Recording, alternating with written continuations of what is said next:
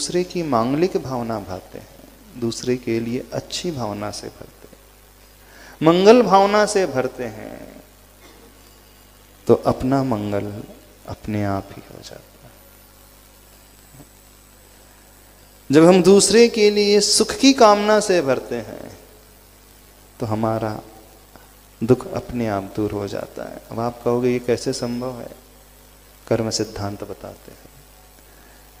जब जब हम अच्छा सोचते हैं किसी के लिए, अपाय विचय धर्म ध्यान की भावना से भरते हैं। अपाय विचय धर्म ध्यान का अर्थ होता है, हे प्रभु सामने वाले के अपाय दुख, अपाय का अर्थ होता है कष्ट, दुख दूर हो दूर हो।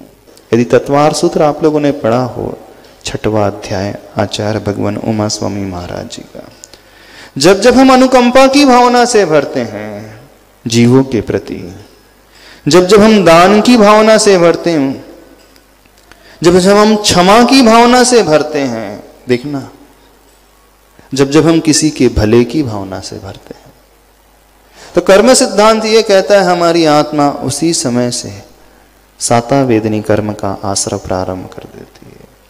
क्योंकि जीवन में दुख अथवा जीवन में सुख की प्राप्ति हमारे कर्म के उदय से होती है। सुख हमें मिलता है साता वेदनी के उदय से, और दुख की प्राप्ति होती है असाता वेदनी कर्म के उदय से।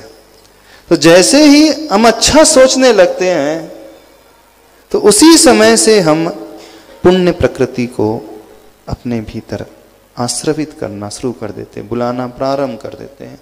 अच्छे कर्म, शुभ कर्म, साता वेदनी कर्म आत्मा प्रारंभ हो जाते हैं। एक लाभ तात्कालिक होता है। दूसरा फैक्टर, अब देखना, जो हमारे अतीत के अशुभ कर्म बंधे हुए थे, पाप कर्म बंधे थे, ये नियम है। एक संक्रमण होता है, अधा प्रवृत्त संक्रमण, यानी जिस समय जो व्यक्ति जिस भावना से भरा हुआ होता है उस समय उसके पुराने कर्म उस रूप में कुछ परसेंटेज में कन्वर्ट होते हैं। जब हम पुण्य की भावना से भरते हैं, अच्छी भावना से भरते हैं, तो हमारा पाप कर्म कुछ परसेंटेज में पुण्य में बदल जाता है, यानी वह अधा प्रवृत्त संक्रमण हो जाता है। क्या हो रहा है समझ रहे? प्रक्रिया क्या क्या घटती है। वर्तमान में जो हम बांधते हैं पुण्य कर्म बांधते हैं, अतीत में जो हमारा पाप कर्म था वो पुण्य में बदलता है। तीसरा जो काम होता है, अतीत में यदि जो पुण्य कर्म था उसकी इंटेंसिटी बढ़ने लगती है, उसका पावर जो है, उसका अनुभाग जो है बढ़ने लगता है। समझ रहे हो क्या क्या लाभ होता है? और चौथा लाभ, वर्तमान में जब अच्छी भावना से भरते हैं तो हमारा शारीरिक जो स्वास्थ्य है वह भी अच्छा होने लगता है। आप किसी के बारे में अच्छा सोचो, मेडिकल साइंस ने प्रूव किया है, उसी समय हमारी WBC काउंटिंग बढ़ने लगेगी। रिसर्च हुआ है, किसी से कहा गया ऐसा करना है तुमको, दुनिया में जितने भी दुखी हैं, दुखी सारे को छोड़ दो, ऐसे 4 लोगों को के बारे में चिंतन करो जिसको आप बहुत हेल्प कर सकते हो, ऊंचा उठा सकते हैं। सिर्फ आधा घंटा ये भावना भाना है कि मैं उसके लिए मदद करूंगा, उसके बारे में अच्छा सोचूंगा, उसकी सेवा करूंगा, हे प्रभु उसका अच्छा हो जाए, अच्छा हो जाए। डॉक्टर्स ने पाया कि पहले जो उसकी ब्लड टेस्टिंग की गई थी भावना करने के पहले, और उसने आधा घंटे अपने आप को मांगलिक भावना से भरा, उसके बाद जो ब्लड टेस्ट की गई उसमें WBC काउंटिंग अचानक बढ़ गई, देखना।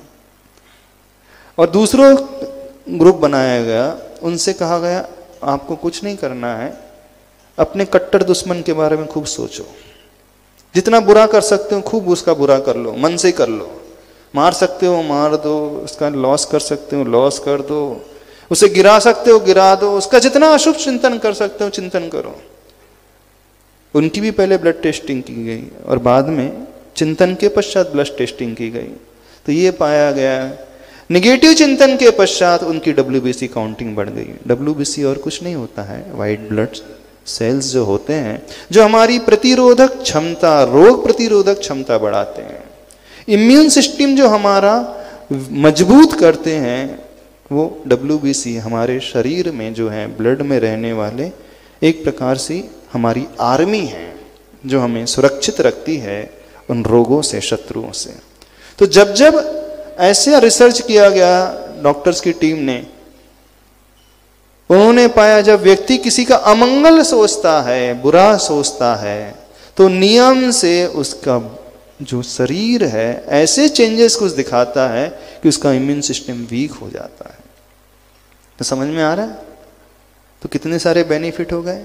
हमारा इम्यून सिस्टम बढ़ जाता है, हम पुण्य कर्म का आश्रय करने लगते हैं, पुराना पाप कर्म पुण्य में बदलने लगता है, और जो पुराना पुण्य था वो पावरफुल होने लगता है, यानी उसका अनुभाग जो है, उसकी पोटेंसी जो है, इंटेंसिटी जो है बढ़ने लगती है। यानी 4 तरह से बेनिफिट हो जाता है, इफेक्ट है। अब सामने वाले का भला होना नहीं होना है उसके पुण्य पर आधारित है, लेकिन जब हम अच्छा सोच ले हैं तो हमारा तो भला अपने आप ही हो जाता है। समझ रहे हो कि नहीं? फ्री फोकट में आचार्य भगवान हमें रास्ता बता रहे हैं, लेकिन संसारी व्यक्ति इतना कंजूस है, सोचने में भी उसको जैसे लगता है पैसा देना पड़ता हो, है ना। 24 घंटे में आप बताना कितने घंटे आप अच्छा सोचते हैं और कितने घंटे आप बुरा सोचते हैं, कितने घंटे आप दूसरों के कल्याण का सोचते हैं और कितने घंटे आप उसका अशुभ चिंतन करते हैं। अधिकांश वक्त जो है व्यक्ति अशुभ चिंतन में बिताता है, उस निगेटिविटी के चिंतन में बिताता है, और उसका परिणाम ये है कि भविष्य में तो वो उसको भोगेगा ही, वर्तमान में भी उसके दुष्फल को भोगता है, कर्म के अनुसार भी भोगता है।